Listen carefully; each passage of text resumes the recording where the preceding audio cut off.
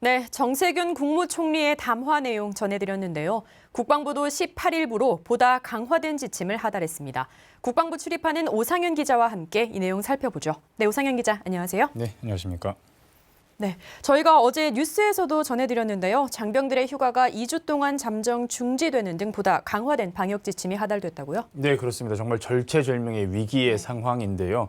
일단 군내 감염병 확산 차단을 위해서 전 부대에 2단계 적용을 원칙으로 하되 일부 항목은 3단계로 적용하도록 했습니다. 또 현장 지휘관 판단에 따라서 부대관리 지침상 세부 내용을 추가로 상향 적용할 수 있도록 했습니다. 말씀하신 것처럼 전 부대 거리두기 2단계 부대관리 지침이 하달됐는데 우선 전장병의 휴가가 19일부터 31일까지 중지가 됐습니다. 다만 전역 전 휴가와 병가 등에 의한 청원 휴가, 또 지휘관이 필요하다고 판단한 경우에는 시행이 가능합니다.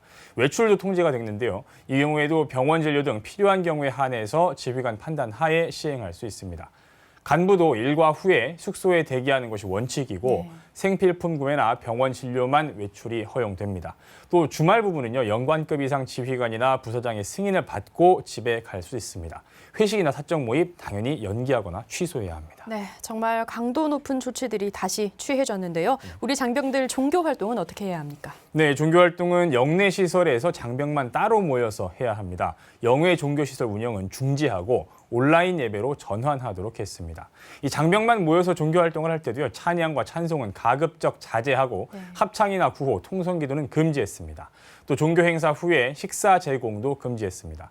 영외 간부나 군인 가족의 경우에도 민간 종교 시설을 이용하거나 타 지역 교류를 금지하도록 했습니다. 네, 외부인과의 접촉을 최소화하는 것이 일단은 최우선 과제인 것 같고요. 또 방역 수칙을 준수하는 게 중요할 텐데요. 추가 지침 없습니까? 그렇습니다. 이번 부대관리 지침에는 정경두 국방부 장관의 특별 지시사항도 반영이 됐습니다. 정 장관은 우선 수도권 지역의 감염 확산과 여름 휴가 기간으로 인해서 감염 우려가 높다면서 마스크 착용 등 개인 방역 수칙을 절대적으로 준수해야 한다고 강조했습니다. 그러면서 특히 외부 민간 강사나 민간 종교시설 참석 등 민간인 접촉에 의한 감염이 늘어나고 있기 때문에 고정 출입자를 포함해서 부대에 출입하는 모든 외래인들을 통제 강화하라고 지시했습니다. 또 다중이용시설의 방문을 자제하고 마스크 착용이 본인과 전우를 동시에 보호할 수 있다는 것을 신념화해야 한다면서 생활방역 수칙을 반드시 지켜야 한다고 강조했습니다. 또 요즘 장병들이 대민 지원도 활발하게 하고 있지 않습니까? 네, 그렇죠. 이때도 반드시 마스크를 착용을 하고 불필요한 대민 접촉은 금지하고 복귀하면 샤워할 수 있는 여건을 보장해서 개인 위생에 소홀함이 없도록 하라고 지시했습니다. 네, 군인과 군인 가족 또 부대에 출입하는 민간인까지 이 단체 생활을 하는 군의 특성을 감안해서 모두가 예방 수칙을 철저히 잘 지켜야 되겠다고 다시 한번 생각이 듭니다. 네, 오상현 기자 오늘 수고하셨습니다. 고맙습니다.